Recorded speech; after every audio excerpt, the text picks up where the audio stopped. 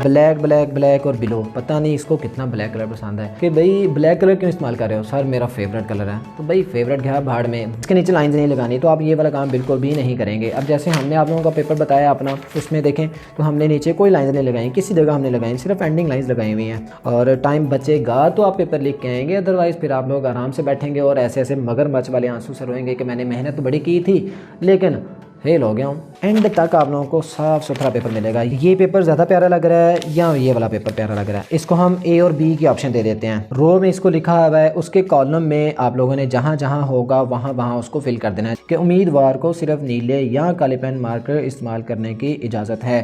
तो भाई board sheet पे लिखा हुआ है, मैंने नहीं लिखा हुआ और ये अलाउ है, आप लोग लिख सकते हैं जितना मर्जी खूबसूरत लिखा हो, जो मर्जी कर लें। टीचर ने आपकी तशरीह चेक करनी है, अगर आपने वो सही नहीं लिखी हुई तो गलत हो जाएगी कि सर जैसा आप लिख रहे हैं ऐसा लिखते हुए टाइम लगेगा, साल लग जाएगा, 2 साल लग जाएंगे, 24 घंटे लग जाएंगे। और लिखने के लिए हमारे पास जेल पेन है, पॉइंटर है और इंक पेन है। तो 2 तरह के हमने पेपर प्रेजेंट किया है, एक में हमने सारा कट मार्कर चलाया है और एक में विदाउट कट मार्कर।